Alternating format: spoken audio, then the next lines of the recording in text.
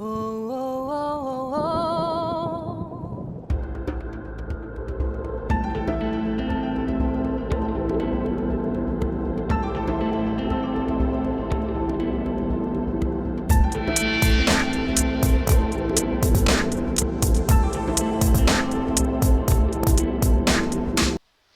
Bonjour à tous et bienvenue dans ces études concernant le livre de la Genèse. Nous en sommes au chapitre 2 et dans cette étude, nous allons nous pencher sur les versets 10 à 12 de ce chapitre 2 du livre de la Genèse.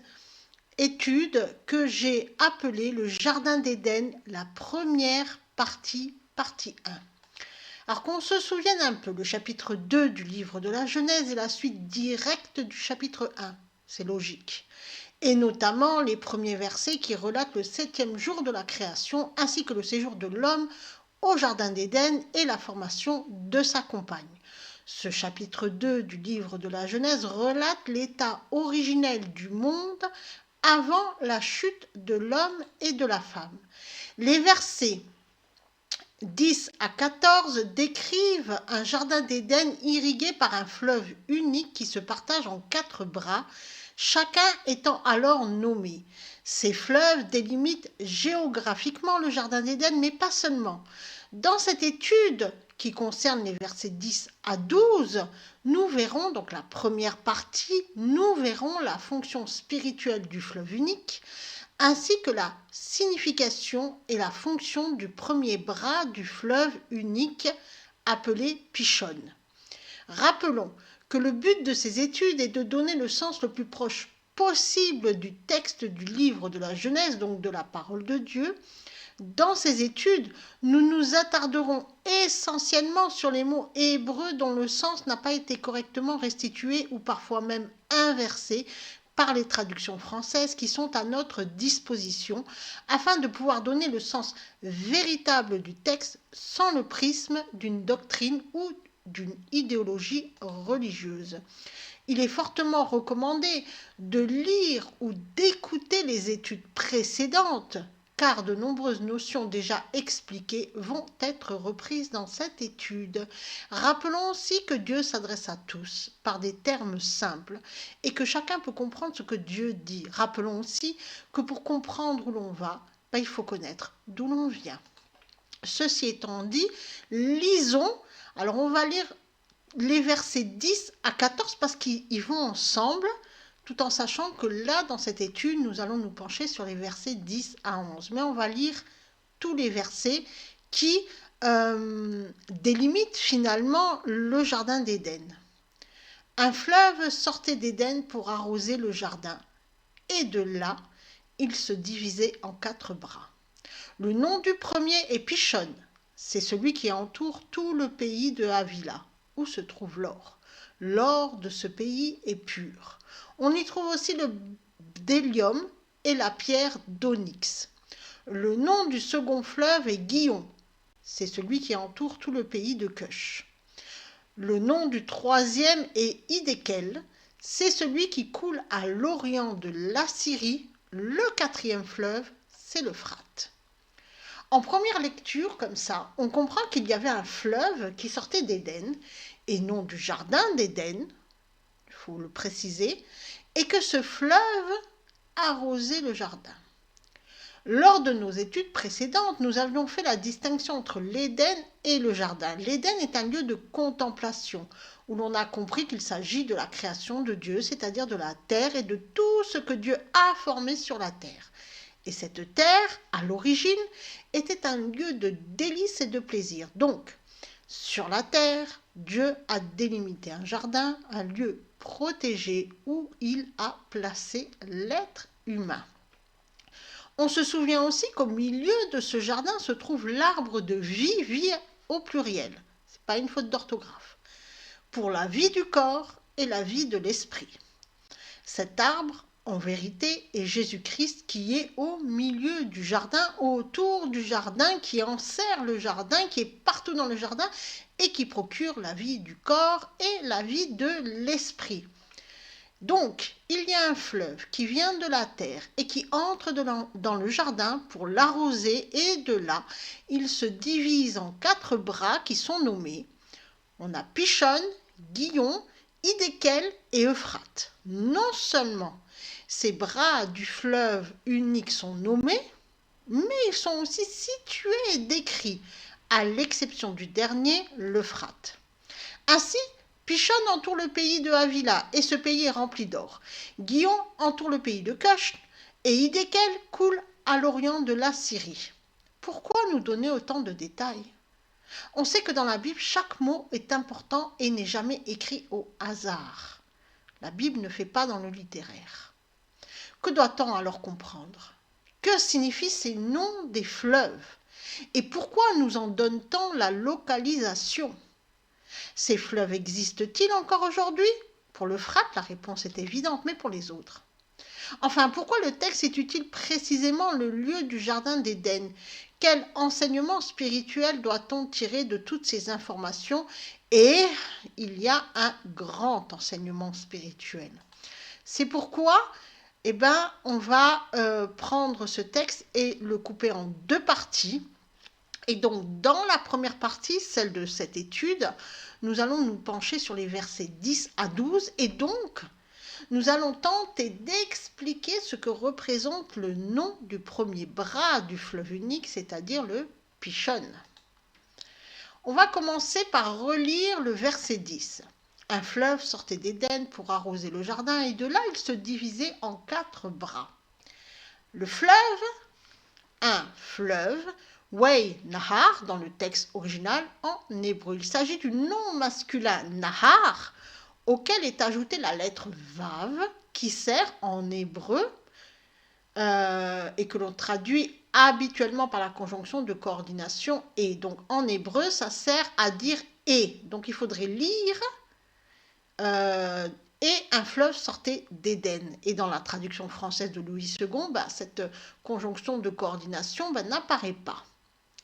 Et donc si on dit et un fleuve sortait d'Éden, on marque une suite temporelle ou logique avec les versets précédents. Le nom masculin Nahar signifie une rivière, un fleuve, un ruisseau ou un courant souterrain. Il s'agit donc bien d'eau courante, de l'eau, non pas de la mer, mais de l'eau douce. Et l'eau courante symbolise l'esprit dans la parole de Dieu. Ce nom Nahar découle de la racine primaire Nahar, qui est un verbe dont la signification est affluer, accourir, se réjouir, être rayonnant, briller, être clair. Ainsi, on a l'image d'un fleuve qui est rayonnant, qui brille, qui éclaire et qui afflue, donc qui s'écoule avec abondance vers le jardin et dans le jardin. Rappelons que le fleuve représente l'eau courante, je l'ai déjà dit, et l'eau représente l'esprit, symboliquement dans la parole de Dieu. Ainsi, cette eau, symboliquement, représente l'esprit de Dieu, la vie spirituelle en Dieu. Sortez, c'est yotse dans le texte original en hébreu. Il s'agit de la conjugaison du verbe yatsa qui signifie sortir, aller dehors, partir, s'éloigner. Dans le texte, ce verbe est au radical kal et prend donc le sens de sortir, s'en aller, quitter, partir vers un lieu, aller en avant vers quelque chose, venir ou aller avec un but ou pour un résultat.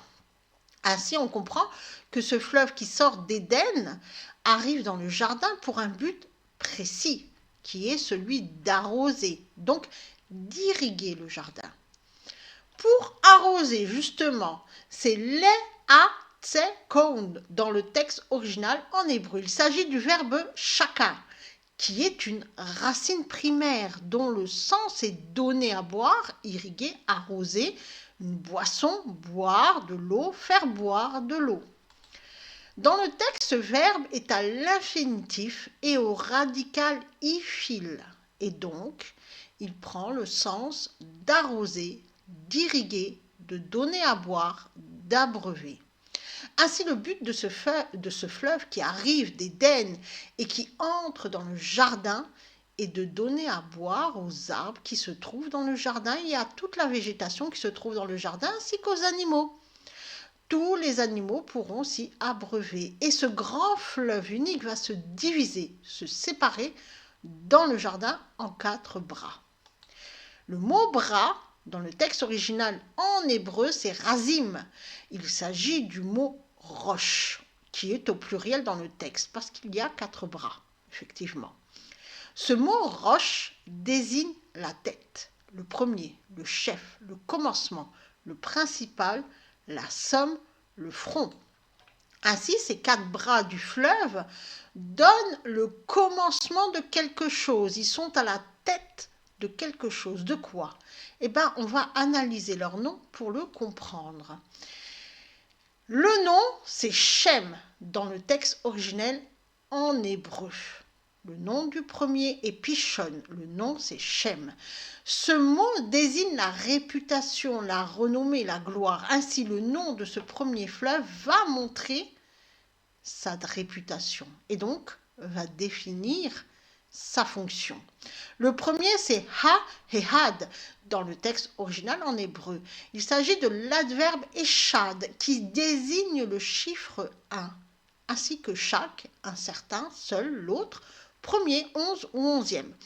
Cet adverbe découle de la racine primaire ashad, qui est un verbe, qui prend le sens d'aller d'un côté ou d'un autre, tranchant. Ainsi, le nom va définir la fonction de ce premier fleuve, et c'est pour ça qu'on le précise, et parce qu'il est le premier, il renferme en lui-même quelque chose qui va d'un côté ou d'un autre, quelque chose qui tranche, avec l'idée que c'est le seul à pouvoir faire cela, et le premier à faire cela. Pishon, c'est effectivement Pihishon dans le texte original en hébreu. C'est un nom propre qui véhicule une idée d'augmentation. Ce nom découle de la racine primaire punch, qui est un verbe dont le sens est sauter, jaillir. On a donc l'idée de quelque chose qui jaillit et qui fait augmenter, qui fait grandir. On va analyser ce mot, Pishon, racine par racine et lettre par lettre. Allez, on va regarder tout ça. Donc voici l'écriture de ce mot Pishon en hébreu. Donc nous avons les 2 premières lettres, le P et le Yod, qui forment ici une racine biconsonantique qui signifie quelque chose d'apparent, qui est apaisant et conciliant. La première lettre du mot, la lettre P, symbolise la bouche, donc la parole, la transmission à l'extérieur des pensées. La lettre Yod, qui est là, la seconde lettre du mot, représente le Messie. C'est la petite semence qui peut produire le plus grand des univers. C'est le point de départ de la création. Cette lettre symbolise une main levée avec 3 doigts repliés, index et pouce pointés vers le ciel. L'index tendu symbolise l'unité, désignant la multitude. La lettre suivante, la 3e lettre du mot, c'est la lettre Shin. Elle est le symbole de la dent et de la force vitale. Elle symbolise l'esprit et l'énergie en mouvement et elle représente le corps, enfin l'esprit, l'âme, le corps, donc la racine. L'avant-dernière lettre du mot, c'est la lettre Vav. La lettre Vav, elle symbolise un clou, un crochet. Elle représente ce qui réunit les choses entre elles, ce qui établit un lien, ce qui permet l'union.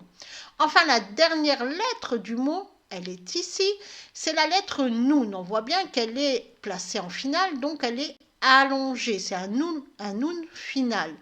Le Nun symbolise le serpent, l'écoulement dans l'individualité, ce qui est caché, l'acte de se dissimuler, l'ancrage dans la matière. Elle représente aussi celui qui manque de souffle divin. Par contre, et elle représente la grave. Par contre, quand elle est placée ainsi dans un mot en finale, dans une écriture finale et qu'elle s'allonge, ce qu'on appelle un nun sophite, c'est-à-dire quand elle est placée en fin de mot, et bien là, elle va représenter un homme qui marche droit et qui combine mystiquement le mâle et la femelle. On l'a déjà rencontré, cette lettre, lors de nos précédentes études. Alors, qu'est-ce que ça veut dire, comme tout ça? On comprend alors que ce nom Pishon désigne la parole, le Messie, Jésus-Christ. C'est Jésus-Christ qui est la parole de Dieu, et pour cela, je vous renvoie, puisque c'est bien expliqué par Jean, l'apôtre Jean, je vous renvoie donc à Jean, le chapitre 1. Et la parole s'est faite chair. C'est Jésus-Christ. Donc c'est la parole de Dieu qui jaillit, la vérité qui tranche, c'est la parole qui rend l'homme droit, l'homme juste, la parole qui se fait entendre, qui réunit, qui établit le lien avec le Père, qui permet l'union, non seulement avec Dieu, et aussi avec les justes, les hommes et les femmes qui marchent avec Dieu, donc les justes. On remarquera aussi que la lettre Shin, qui peut avoir deux écritures possibles, avec le point qui est à droite, qui est au-dessus de la lettre, et ici, ce point-là, il est à droite de la lettre, ou avec le point qui est à gauche de la lettre. Quand il est à droite de la lettre se lit Shin, et quand elle est à gauche de la lettre se lit Sin. Et ici, dans notre écriture du mot, le point se situe à droite. Et donc, le mot va se lire Shin. Et on retrouve cette graphie dans le mot Shabbat. Ici, le point est bien à droite. Donc, le Shabbat, on se souvient, ça représente le repos de Dieu. On l'a vu aussi dans nos précédentes études. On comprend alors que ce fleuve, appelé Pishon, irrigue le jardin et que cette irrigation se fait par la parole. Son rôle, sa fonction est d'abreuver le jardin de la parole de Dieu, afin que tout le jardin entre dans le repos de Dieu. Et l'on a vu à l'étude 13, que je vous disais tout à l'heure, que ce repos de Dieu est le moment où Dieu gère la création. Continuons avec la suite donc du verset 11, c'est celui qui entoure. Entoure, c'est asobeb dans le texte original en hébreu. Il s'agit du verbe kabab qui signifie tourner, se retourner, tourner autour ou de côté ou en arrière, entourer, encercler, changer de direction. Ainsi, cette parole qui irrigue tout le jardin va dans toutes les directions. Dans le texte, ce verbe est au participe et au radical kal. Et donc, à ce radical, il va prendre le sens de marchant ou se promener autour, entourant, bordant, faisant un circuit, faisant un cercle, enveloppant. Ainsi, ce fleuve, Pishon, représente la parole qui va dans toutes les directions, qui borde le jardin, qui se promène partout, qui fait un circuit. Et on verra, et plus tard dans nos études, que effectivement Dieu était dans le jardin, il était là avec Adam et Ève, et il allait partout pour enseigner l'homme et la femme, il allait partout et était partout pour diffuser la parole qui maintient le tout en vie et en équilibre. Avila, c'est Hahavila dans le texte original en hébreu. C'est le souffle de Dieu représenté par la lettre He placée en début du mot qui entoure Avila. Avila, le mot lui-même, c'est Shavehila, qui signifie cercle. Ce nom est aussi celui d'un des fils de Cush, comme on peut le lire en Genèse, chapitre 10, le verset 7. Les fils de Cush, Séba, Avila, Sapta, Rama et Sapteka, les fils de Rama, Sheba et Dédan. Ainsi que le nom d'un des fils de Joktan, comme on peut le lire en Genèse, chapitre 10, le verset 29, Ophir, Avila et Jobad. Tout cela était fils de Joktan. Et il désigne aussi un lieu, comme on peut le lire en Genèse, chapitre 25, le verset 18. Les Ismaélites habitèrent depuis Avila jusqu'à Shur, qui est en face de l'Égypte, en direction de la Syrie. Il s'établit à la vue de tous ses frères. On va analyser parce que là, comme ça semble vraiment difficile à comprendre ce que signifie ce nom. Donc, on va l'analyser lettre par lettre comme on a fait tout à l'heure. Alors, la première lettre de ce mot, Chavila, Avila, c'est la lettre Et. Cette lettre évoque un lieu clos où les forces doivent apprendre à vivre ensemble ou à se combattre. Et cette lettre aussi symbolise une barrière qui sépare l'intérieur de l'extérieur pour marquer la séparation entre les choses de valeur et les choses vaines. Elle symbolise aussi la force vitale, l'équilibre, la frontière. La seconde lettre du mot qui est là, c'est la lettre Vav. Elle symbolise, on l'a vu, un clou, un crochet. Elle représente ce qui réunit les choses entre elles, ce qui établit un lien, ce qui permet l'union. La troisième lettre, c'est la lettre Yod, qu'on a déjà rencontrée tout à l'heure. C'est la lettre du Messie. C'est la petite semence qui peut produire le plus grand des univers. C'est le point de départ de la création. C'est la parole.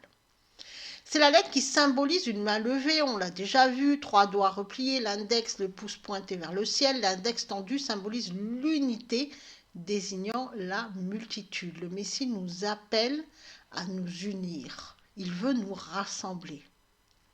La lettre Lamed, l'avant-dernière lettre du mot,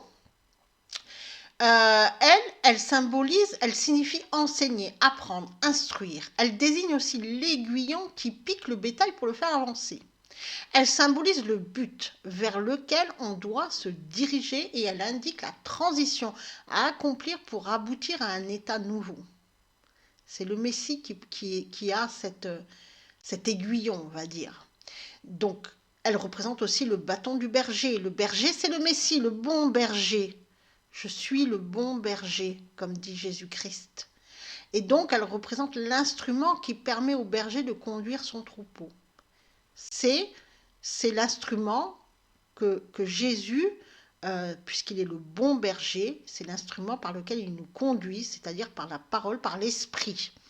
Et on le verra, le Hé, c'est l'esprit, c'est la dernière lettre du mot, ça représente le souffle, c'est l'Esprit Saint. Le Hé est la lettre du souffle de vie, c'est le souffle qui anime l'esprit, qui va irriguer l'âme afin de diriger le corps. Cette lettre porte le symbole de la pensée, de la parole et de l'action, les 3 piliers de la foi. C'est le souffle qui permet à l'homme de dire « voici ». On comprend alors que ce mot Avila désigne un lieu ou un état. Et il désigne l'état de celui qui entre dans le combat spirituel, qui entre à l'intérieur de lui-même pour se séparer des choses extérieures, des choses du monde, de celui qui se laisse guider par le Messie, par l'Esprit Saint, par la parole, afin de s'attacher à Jésus-Christ pour se laisser enseigner, instruire et guider par le Christ afin de recevoir la vie de l'esprit, le souffle qui anime l'esprit.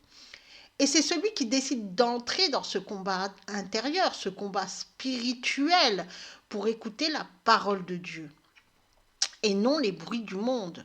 Celui-là, il est protégé puisqu'il se trouve alors dans le jardin et il est irrigué par ce fleuve Pichon. Et donc il entre dans un lieu intérieur de protection, à l'intérieur même de lui-même finalement. Et c'est là où il pourra écouter l'Esprit de Dieu, le guider, lui enseigner, etc. Et il est à l'abri, il est mis à part, on le verra. Il entre donc dans ce lieu intérieur et c'est là où se trouve son trésor. Le trésor, il est symbolisé par l'or pur. L'or de ce pays est pur. C'est de l'or pur, c'est lui son trésor et personne ne peut le piller. C'est le véritable trésor, le trésor spirituel qui est la vie de l'esprit. C'est pas l'or que l'on trouve qui sert à faire des bagues, etc. Non, c'est vraiment quelque chose de spirituel, c'est le véritable trésor spirituel. Et c'est pour ça qu'il est pur. Le bdellium, puisque dans ce pays on trouve de l'or, donc c'est le véritable trésor spirituel, mais on y trouve aussi le bdellium. Qu'est-ce que c'est que ça ? Bédolar, dans le texte original en hébreu, on trouve deux occurrences de ce mot dans l'Ancien Testament. La première étant dans ce verset, le verset 12 de Genèse chapitre 2, et la seconde, on trouve la seconde occurrence de ce mot en Nombre chapitre 11, le verset 7, on va le lire ensemble. Et la manne était comme la graine de coriandre et son apparence comme l'apparence du bdellium. Ainsi la manne, le pain descendu du ciel, la nourriture céleste, avait l'apparence du bdellium. Ce mot Bélora découle de la racine primaire, badal, qui est un verbe dont le sens est divisé, séparé, coupé, mettre à part, se séparer de, être séparé. Ainsi ce fleuve, cette eau vive, sépare le jardin d'Éden, le met à part, et ce jardin est nourri par la parole. On a ici l'image spirituelle de celui qui est nourri par la parole, qui est enseigné par la parole de Dieu, qui est élagué par la parole de Dieu et donc qui naturellement, puisque de toute manière toutes les pensées se mettent à changer, eh bien, il va se séparer du monde. Il vit dans le monde tout en n'étant plus du monde. C'est le juste qui est mis à part pour la gloire de Dieu, comme Paul le disait souvent de lui-même, qu'il avait été mis à part pour servir Jésus-Christ. C'est l'image de celui qui entre à l'intérieur de lui-même, donc symboliquement le jardin d'Éden, le paradis, c'est ça, la terre promise pour se nourrir de la parole, pour s'abreuver de la parole, pour être enseigné par la parole et qui est protégé du monde extérieur par Dieu, et donc qui est séparé du monde, protégé du monde. Il n'y a plus rien qui peut l'atteindre, puisque Dieu le garde sous sa protection. Là, on a la description de l'état spirituel de celui qui est au paradis, qui est un état spirituel, à l'inverse de l'enfer, qui est l'état spirituel de celui qui vit dans le monde et donc qui vit constamment dans la tourmente, la souffrance émotionnelle, l'angoisse, la peur, etc. etc. L'onyx, c'est l'une des pierres qui sont enchâssées dans l'éphod et le pectoral. L'éphod, c'est le vêtement sacerdotal et symboliquement, il couvrait le pectoral du souverain sacrificateur qui était porté sur la poitrine et qui contenait les noms des fils d'Israël, les 12 tribus d'Israël. Sa confection est donnée dans le livre du Lévitique ainsi que dans le livre de l'Exode. Le premier à l'avoir porté fut Aaron, frère de Moïse, le premier grand prêtre sacrificateur. L'onyx était une pierre qui servait aussi aux préparatifs du temple. Elle a une signification sacrée et elle symbolise des qualités spirituelles telles que l'endurance, la foi, la persévérance. Elle symbolise aussi la communication avec Dieu, la prière devant Dieu, le dialogue qui s'instaure avec Dieu et qui se fait uniquement dans la foi. Ainsi, c'est au jardin d'Éden, dans le pays de Havila, ce lieu du combat spirituel qui est à l'intérieur de nous-mêmes, que l'on va trouver le moyen de rétablir la communication avec Dieu par la parole, parce que Jésus-Christ nous a donné le moyen, il nous a montré le chemin puisqu'il est la parole, et c'est que par lui qu'on va pouvoir rétablir la communication avec Dieu, et donc revenir dans cet état spirituel d'avant le péché, c'est-à-dire être au paradis. Alors ça se fait petit à petit, par étapes, c'est ce qu'on appelle la sanctification. Et on chemine ainsi dans ce chemin qui mène vers Dieu tout en rétablissant la communication par la prière avec Dieu afin de recevoir la grâce de la vie de l'esprit. On verra en seconde partie la signification des 3 autres fleuves qui irriguent le jardin d'Éden. Et alors, je donnerai la traduction sémantique des versets 10 à 14 qui décrivent spirituellement ce qu'est le jardin d'Éden. En attendant, Comme c'est pas mon habitude, c'est vrai que d'habitude je donne la traduction sémantique, mais là je préfère parce que ces versets-là sont très liés. J'ai fait deux parties, donc je donnerai tout en seconde partie. Que Dieu vous bénisse et vous garde.